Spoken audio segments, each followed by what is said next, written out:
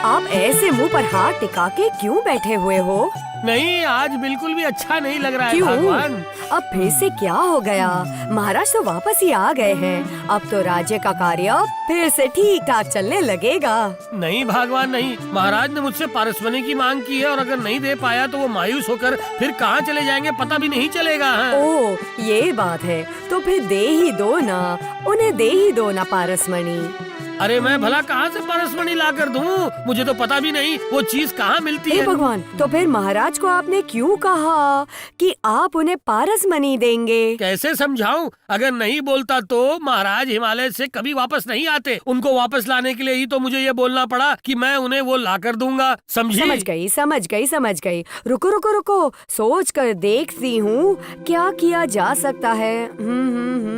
अब तुम भला क्या सोचोगी भगवान? कोई फायदा नहीं है। आखिरकार मुझे लगता है कि मुझे ही देशांतर के पार जाना होगा। अरे बाबा, आप अभी से मायूस मत हो जाइएगा। आपके साथ भगवान शिव भी तो है, भूल गए क्या? उनसे पूछने पर आपको बता सकते हैं क्यों? नहीं, सज्जन इंसान की साफ बात होती है। उन्होंने मुझसे पहले ही कह दिया है, सारी मुसीबत मुझे अकेले ही संभालनी पड़ेगी। अच्छा, क्या सिर्फ भगवान एक ही है क्या?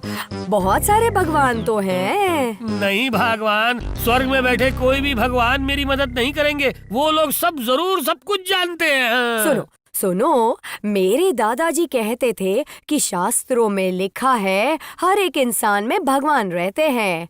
तो इस राज्य के लोगों के साथ ही बात करके देखो ना कोई जरूर तुम्हें पारसमणि ढूंढने में मदद करेगा। हाँ, क्या इंसान के अंदर ही भगवान रहते हैं? फिर तो सोचकर देखना पड़ेगा। क्या मैं अंदर आ सकता हूँ? अरे गोपाल, आए हो? आओ अंदर आओ। वहाँ उस मेज पर बैठो।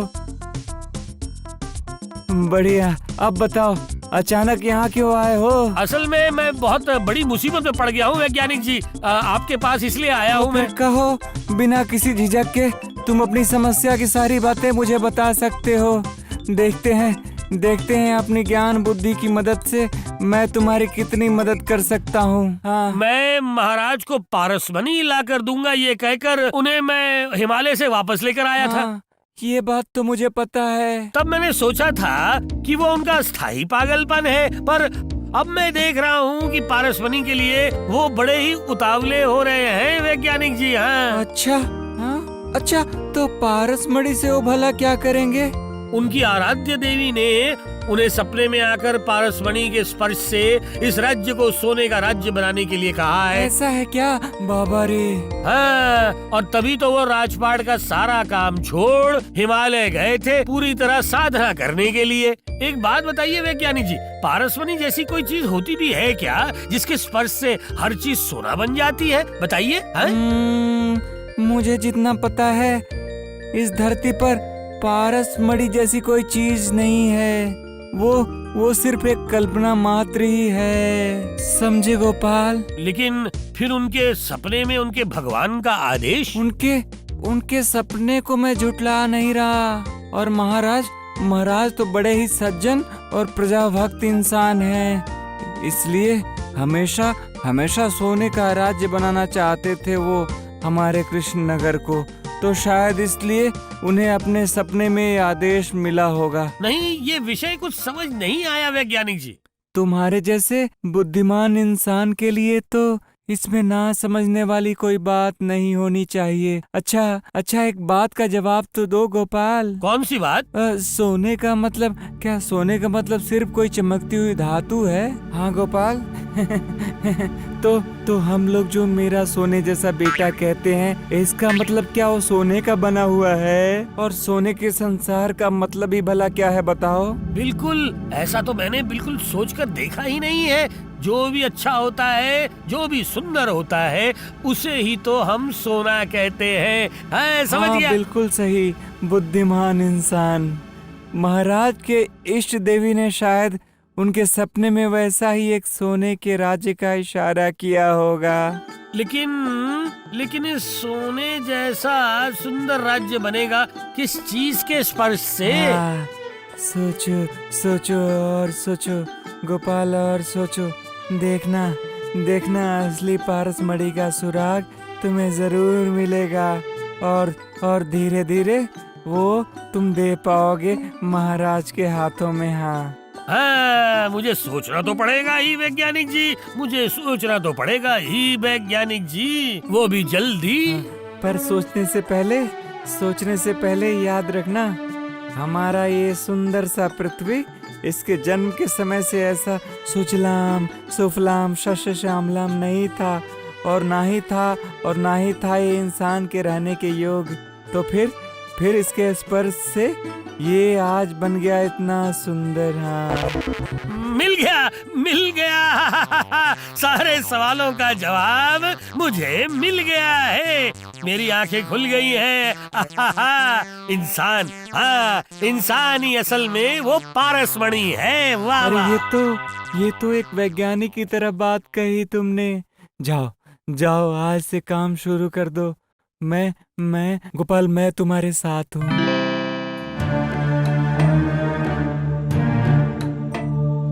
अच्छा, सच कहिए, आपको क्या हुआ है? क्यों ये तुम क्यों पूछ रही हो भला? मैं क्या खुशी से कह रही हूँ, कोई वजह नहीं, कुछ नहीं। अचानक से राज्य छोड़ने की ठान कर आप चले गए हिमालय तपस्या करने। हालांकि आप गोपाल की कोशिश की बदौलत वापस आए, लेकिन पता नहीं क्यों आपका मन यहाँ नहीं है।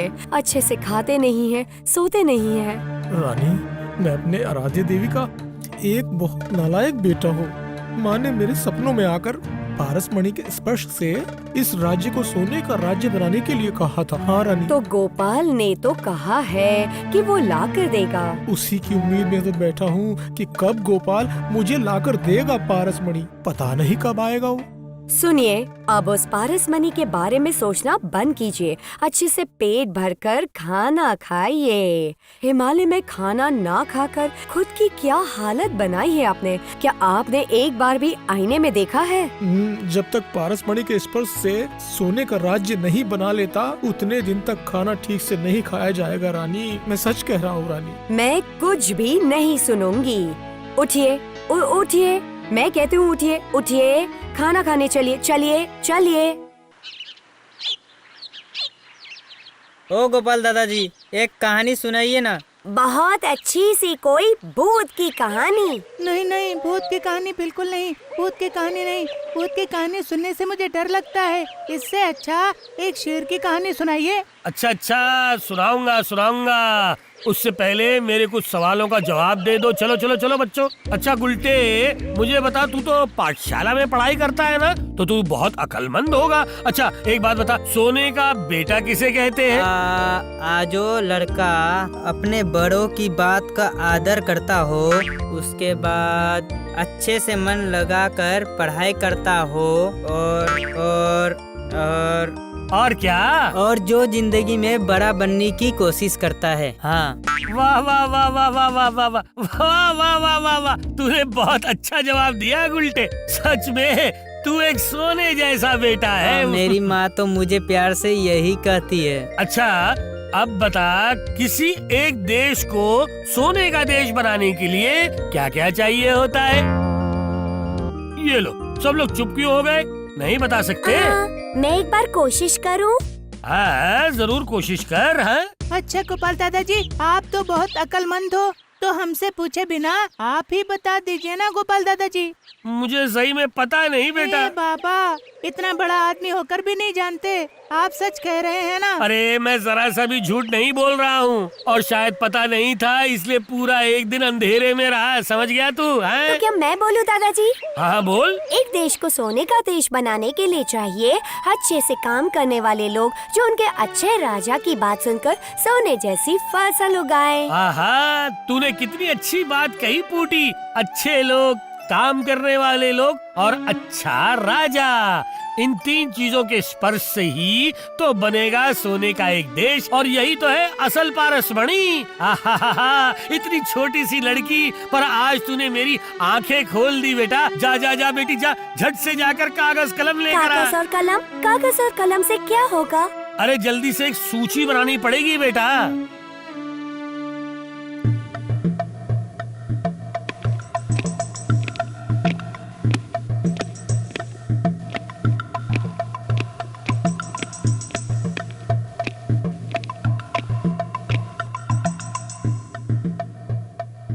महाराज। गोपाल, तुम आ गए। मैं ना तुम्हारे बारे में सोच रहा था। तो तुम पारसमणि लाए या नहीं? क्यों गोपाल, दो मुझे दो। इतना उतावला मत होइए महाराज, मैंने कल रात को मेरे सपने में इस पारसमणि को देखा है। मुझे पता है महाराज कि वो मणि कहाँ है। तो मुझे अभी के अभी वो दो ना गोपाल। मैं उस पारसमणि के स्पर्श से ही मेरे राज्य को एक सोने का राज्य बनाऊंगा। हाँ, दूंगा महाराज, दूंगा, मैं जरूर दूंगा, लेकिन उस मणि को मिलने में 1 महीना लग जाएगा। क्या 1 महीना? हाँ महाराज, सिर्फ 1 महीना।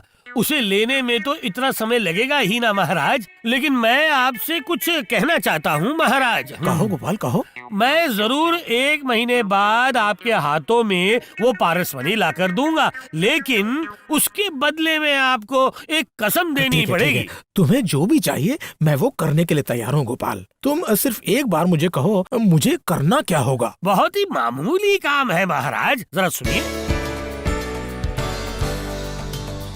जरूर गोपाल, 100 बार मैं राजी हूँ। बोलो, मुझे क्या करना होगा? ये लीजिए महाराज, इसी में सब कुछ लिखा हुआ है।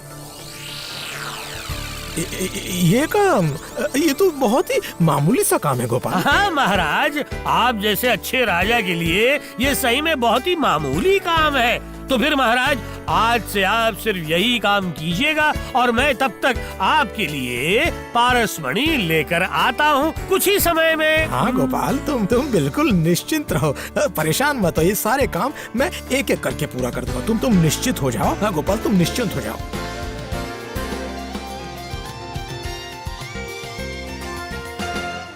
अरे सब लोग सुनो। इस राज्य की प्रजा को मैं खुश देखना चाहता हूँ, इसीलिए मैं आदेश दे रहा हूँ। मतलब आज से मेरी प्रजा को बता दिया जाए कि उन्हें अब कोई अतिरिक्त कर नहीं देना पड़ेगा, बल्कि कर की मात्रा और कम कर दी जाएगी। और मैं आज से किसी भी तरह के 2 नंबरी काम मेरे राज्य में नहीं होने दूंगा। हाँ, यही मेरा सिद्धांत है।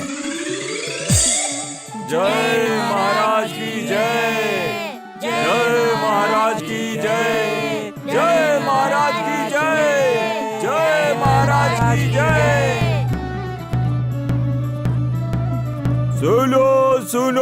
सुनो, राज के सभी प्रजागण ध्यान से सुनो। हमारे महान राजा श्री कृष्णचंद्र ने घोषणा की है कि आज से खाद, बीज, सिंचाई, इलाज, शिक्षा और प्रजा के जरूरत की सभी चीजें मुफ्त में उपलब्ध करवाई जाएंगी। बाजार में उचित दाम में सारी चीजें उपलब्ध होंगी। आज से ही बीच में कोई ब्रोकर या दलाल नहीं होगा। महाराज की इच्छा है कि उनकी प्रजा सुखी और आरामदायक जिंदगी गुजारे। धन्य महाराज, आप धन्य है। जय महाराज कृष्णचंद्र की जय, जय महाराज कृष्णचंद्र की जय, जय महाराज कृष्णचंद्र की जय, जय।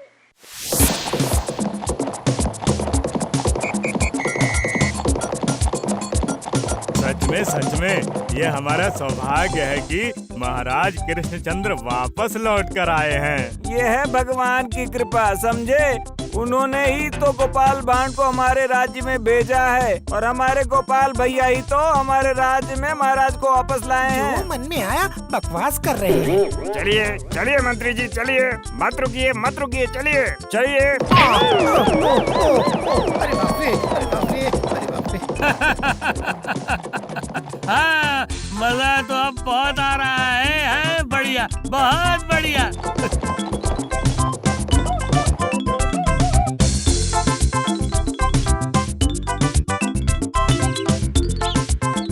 क्यों किसान भैया, इस बार तो तुम्हारी फसल काफी अच्छी हुई है। नहीं होगा, बिना मूल्य अच्छी खाद, बीज और उसके साथ साथ अच्छी मात्रा में पानी जो मिला है। सिर्फ यही खेत नहीं, सारे खेतों में जैसे भगवान ने अपनी कृपा बरसाई है। तो फिर बुनकर भैया, इतनी सुबह सुबह कपड़े की गठरी लेकर आप कहाँ चले? बाजार में बेचने जा रहा हूँ भैया। क्यों, बाजार क्यों जाओगे? इतने दिन तो दलाल तुम्हारे घर से ले जाया करता था। अरे भैया, महाराज का आदेश नहीं सुना तुमने? उन्होंने दलाली पूरी बंद कर दी है, समझे भैया। इससे हम लोगों को बहुत आसानी हो गई है।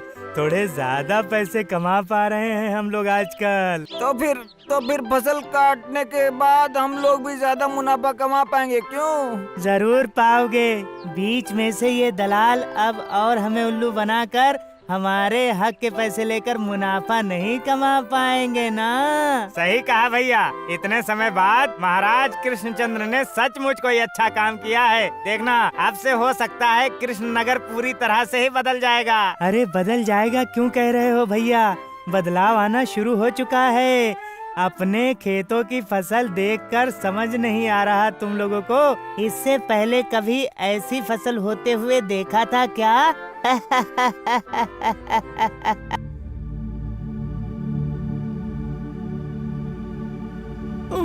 आज 1 महीने के बाद मैंने पूरे कपड़े पहने और ये गोपाल अभी तक पारसमणि लेकर नहीं आया, और आ भी जाए तो वो पारसमणि कभी लेकर नहीं आएगा, और वो मोटू जरूर फंसेगा, देख लेना, जरूर फंसेगा वो। पंडित, अरे ओ वैज्ञानिक, अरे कवि, अरे किसी को गोपाल की कोई खबर है भी या नहीं?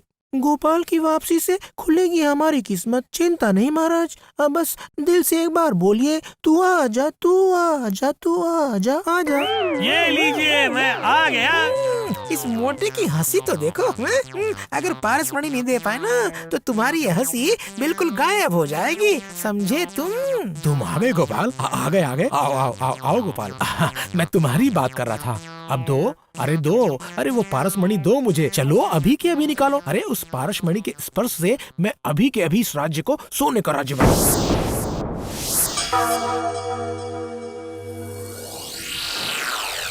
ये लीजिए महाराज, आपका पारसमणि।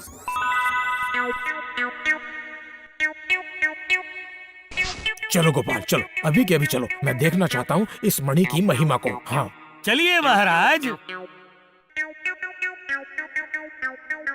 ये रहा आपका खाद्य भंडार। महाराज चलिए, अब इस पारसमणि को अपने खाद्य भंडार के दरवाजे से स्पर्श करवाइए महाराज।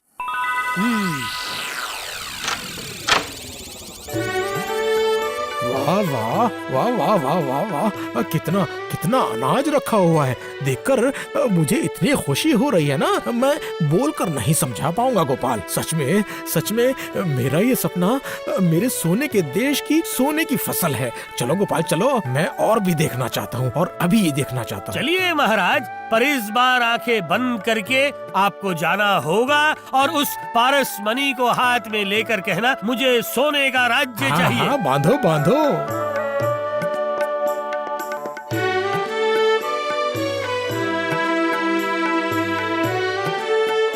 हाँ महाराज, अब कहिए। मुझे सोने का राज्य चाहिए, सोने का राज्य। सोना, सचमुच में सोना। जय महाराज कृष्णचंद्र की जय। महाराज कृष्णचंद्र दीर्घायु हो।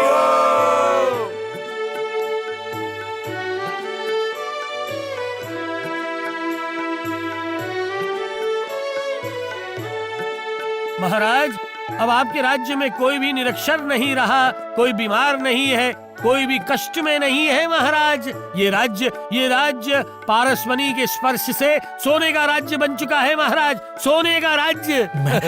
मैं खुशी हूँ सचमुच में गोपाल, सच में मैं बहुत खुशी हूँ। ये सोने का राज्य ही मेरे सपनों का राज्य है। तुम्हें मैं पुरस्कार दूंगा गोपाल, मतलब तुम्हारी वजह ही से तो मुझे ये पारसमणि मिली है ना। महाराज, अब तो ये पारसमणि का काम खत्म, अब इसे उस तालाब में फेंक दीजिए महाराज। सच में गोपाल, ठीक है, मैं तुम्हारी बात ही मानूंगा। मैं खुश हूँ गोपाल, मैं खुश हूँ। चलो सब चलो, राज दरबार में वापस चलते हैं सब। आज महारानी बहुत खुश है, और गोपाल की वजह से ही मुझे ये पारसमणि मिली है। इसीलिए महारानी आई है अपने हाथों से गोपाल को पुरस्कार देने। हाँ गोपाल, ये लो तुम्हारा पुरस्कार। नहीं महारानी जी, मुझे क्षमा कीजिए, मुझे आप क्षमा कीजिए महाराज। मैं कोई भी पुरस्कार नहीं ले पाऊंगा, बल्कि मुझे सजा दीजिए। आखिरकार इसमें सद्बुद्धि आ ही गई। तुम ऐसा क्यों कह रहे हो गोपाल? क्योंकि मैंने आपसे झूठ कहा था महाराज। झूठ? जी हाँ, असल में वो कोई पारसमणि नहीं था महाराज। नहीं था? नहीं मतलब? पारसमणि जैसी कोई भी चीज नहीं होती है महाराज। तुम क्या कहना चाहते हो? देवी ने मुझसे झूठ कहा था? बोलो गोपाल। नहीं महाराज, उन्होंने बिल्कुल सही कहा था, पर वो पारसमणि कहीं बाहर नहीं मिलती है, बल्कि वो रहती है बिल्कुल इंसान के अंदर। तो फिर इस मणि के स्पर्श से मेरा राज्य सोने का राज्य कैसे बन गया है? उस मणि के स्पर्श से नहीं बना महाराज, ये सोने का राज्य बना आपके सुशासन की वजह से। असल में इंसान के मन में जो वफादारी, सुशासन की इच्छा, मानवता, बिना लालच की मानसिकता और दया रहती है, वही असली पारसमणि होता है महाराज। और उसी वजह से आज इस राज्य में सोना निकलता है क्या महाराज। ये सच कह रहे हो गोपाल? क्या वाकई में सच? हाँ महारानी साहिबा, मैंने तभी हमारी प्रजा के उपकार की बातें बच्चों के सहारे कागज पर लिखकर महाराज को दे दिया था, और उन्हीं कार्यों को मैंने महाराज को पूरी तरह से करने के लिए कहा था। देखिए महाराज, मैंने ये अपराध किया है, और आप जो भी सजा मुझे देंगे ना, मैं उसे खुशी खुशी स्वीकार करने के लिए बिल्कुल तैयार हूँ महाराज। तुम धन्य हो गोपाल, तुम धन्य हो। तुमने तो मेरी आंखें खोल दी। धन्य हो गोपाल, तुम धन्य हो। जय गोपाल की जय। जय महाराज कृष्णचंद्र की जय।